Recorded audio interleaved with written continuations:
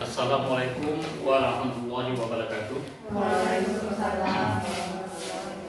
Puji syukur kita panjatkan kehadiran Allah Subhanahu wa taala. Pagi hari yang cerah ini, yang mendung ini, alhamdulillah kita semuanya dapat berkumpul di ruangan ini mengadakan seminar praktis sekolah. Kemudian salawat dan salam dihadirkan kepada Nabi besar Muhammad SAW.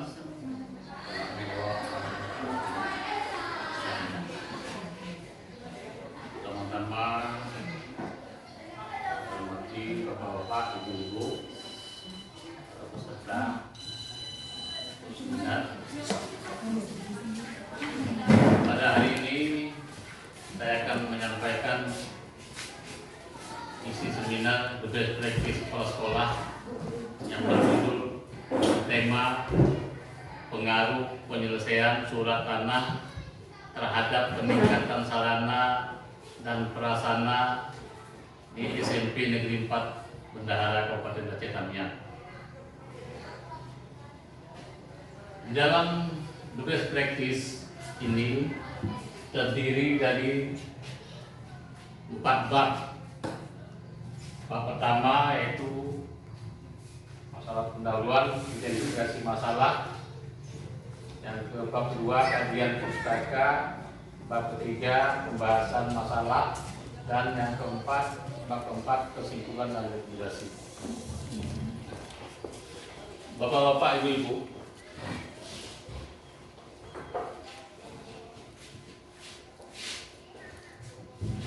di dalam bab 1 ini kita harus ada identifikasi masalah. Tujuan berdirinya sebuah sekolah adalah sebagai lembaga pendidikan merupakan niat luhur untuk mencerdaskan bangsa.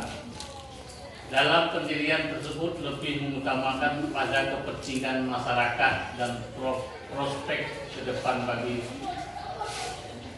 keberlangsungan lembaga tersebut. Penyediaan akan sarana gedung, tenaga, anggaran, siswa, peserta didik, dan fasilitas pembelajaran lainnya menjadi mutlak diperlukan.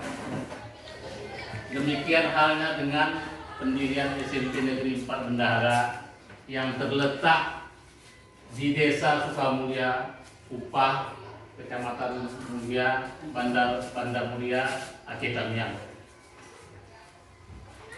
Sebelum saya bertugas sebagai kepala sekolah di SMP Negeri 4 Bendahara, saya bertugas di SMP Negeri 3 Bendahara sebagai kepala sekolah sejak tanggal 23 Januari 2019.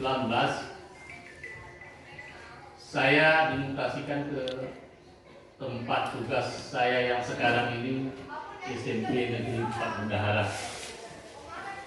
Kondisi di SMP Negeri 4 Bendahara, keadaan sarana dan prasarana cukup, walaupun ada beberapa yang masih kurang, seperti kantin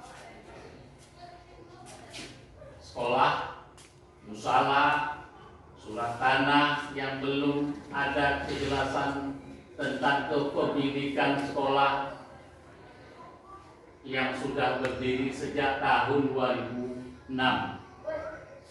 Sudah pergantian 2 kepala sekolah dan 5 kepala dinas, tetapi masalah di SMP Negeri 4 Bendahara belum terselesaikan. Kondisi ketidakpastian kepemilikan tanah sekolah ternyata mempengaruhi stabilitas kemajuan sekolah dalam pengembangan sekolah dan proses pembelajaran pendidikan siswa. Apabila menginginkan pengelolaan sekolah dapat berjalan dengan efektif dan efisien, maka yang pertama harus dibenahi adalah kualifikasi pendidik, lingkungan sekolah, dan stabilitas sekolah tersebut. Berikutnya masuk ke rumusan masalah. Bapak Ibu, berdasarkan kondisi itu, penulis yang ditugaskan sebagai kepala sekolah SMP Negeri 4 Bendahara mencoba mulai membenahi keadaan tersebut. Identifikasi masalah yang diungkapkan di atas, penulis merumuskan bagaimana mengelola sekolah agar lebih efektif dan efisien sesuai ketentuan berlaku dan kemampuan yang dimiliki pada fase pengembangan, kemajuan, dan stabilitas selanjutnya. Untuk itu, penulis mencoba merefleksikan tindakan berkenaan dengan pemecahan masalah tersebut, dimulai dengan penelusuran perihal kepemilikan tanah sekolah yang masih belum jelas, pembenahan kualifikasi tenaga pendidik yang sangat berpengaruh pada efektivitas dan efisiensi pengelolaan sekolah. Selain itu juga dalam bidang perbaikan dan penambahan sarana belajar siswa. Selanjutnya kita masuk ke tujuan best practice. Berdasarkan latar belakang dan masalah yang dirumuskan di atas, maka tujuan the best practice ini adalah untuk mengetahui peningkatan kondisi sekolah SMP Negeri 4 Bendahara dalam keberadaan kepemilikan tanah sekolah tersebut dan peningkatan stabilitas pendidikan di SMP Negeri Bendahara. Dan yang berikutnya, manfaat the best practice. Bapak Ibu, the best practice ini disusun sebagai bentuk laporan pengalaman penulis dalam merealisasikan tugas dan tanggung jawab sebagai kepala sekolah. Dengan demikian, manfaat yang diperoleh dalam penulisan ini adalah A. Sebagai bahan diseminasi bagi kepala sekolah SMP Negeri 4 Bendahara tentang arti penting kegiatan sebagai top manager di sekolah. Yang B. Sebagai bahan acuan untuk pengembangan dan kemajuan sekolah SMP Negeri 4 Bendahara. Waalaikumsalam wabarakatuh.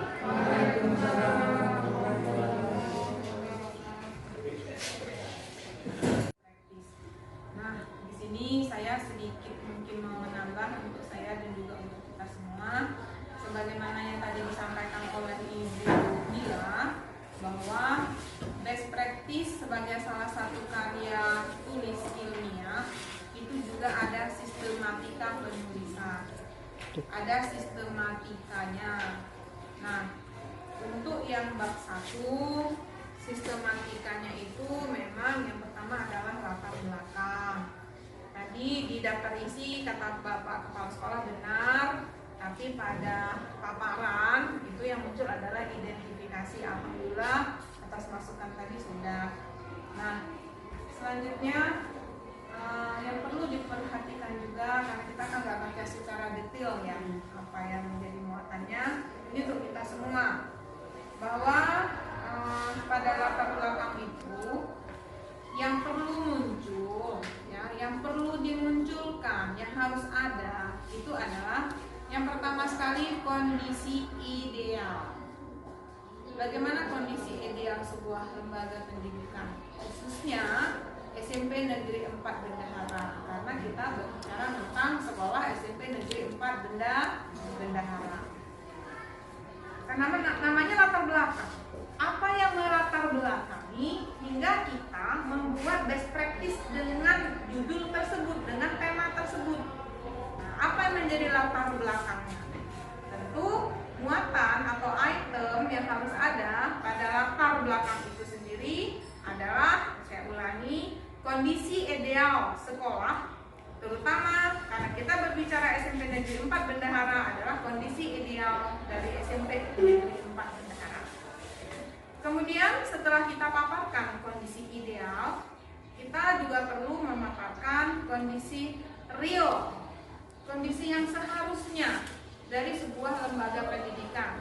Kita berbicara juga tentang SMP Negeri 4 Bendahara. Jadi udah ada kondisi ideal, ada kondisi real yang seharusnya. Berarti yang seharusnya, kondisi ideal itu kan jelas ya, bahwa sekolah itu harus memenuhi syarat-syarat berdirinya sekolah, antara lain adanya surat, adanya bukti, pembebasan lahan dan sebagainya, kan itu. Nah, kondisi real ternyata SMP Negeri 4 Bendahara belum memiliki itu. Itu kondisi real, kenyataannya. Nah, kemudian apa kesenjangan dari ideal dan real tersebut? Saatnya jam kelima dimulai. Apa kesenjangan dari kondisi ideal dan real tersebut? It's time to begin the fifth Banyak lesson. yang belum bisa diselesaikan atau banyak yang tidak bisa menjadi milik kita di saat kondisi ideal dan real itu ada kesenjangan. Nah, ternyata bersehubungan dengan upaya kemudian didapatkan, diperoleh apa yang menjadi masalah tadi. Nah, itu adalah muatan-muatan dari sebuah latar belakang pada best practice. Nah, kemudian setelah latar belakang ada tujuan, ada manfaat dan sebagainya. Nah, untuk bab 2 sama seperti karya tulis ilmiah yang lain, bahwa tentu harus ada landasan teori atau kajian teori. Kajian teori yang berkaitan dengan judul. Jadi di bab 2 itu benar-benar harus muncul kajian teori yang dia itu berkaitan dengan judul. Kalau di judul yang diangkat di sini adalah surat tanah dan sarana prasarana, yang kita ceritakan ini aja, jangan yang lain. Jadi ada kesinambungan. Jadi kita nggak cerita tentang kompetensi di sini. Kita cerita tentang surat tanah ini dan kemudian sarana prasarana, tidak cerita yang lain. Itu untuk bab 2. Kemudian bab 3 tentu pembahasan dan bab 4 adalah menutup berisi tentang kesimpulan dan rekomendasi. Kesimpulan tentu apa yang menjadi simpulan dari hasil tulis kita tersebut, dan rekomendasi itu apa yang kita rekomendasikan. Yang pertama tentu bahwa sebuah lembaga pendidikan harus memiliki surat tanah. Itu yang pertama. Bahwa itu harus disikapi oleh sekolah sendiri maupun dinas terkait. Yang lainnya boleh ditambahkan sebagaimana kebutuhan. Jadi itu masukan kepada saya dan kepada kita semua tentang lahirnya sebuah best practice. Jadi kalau kita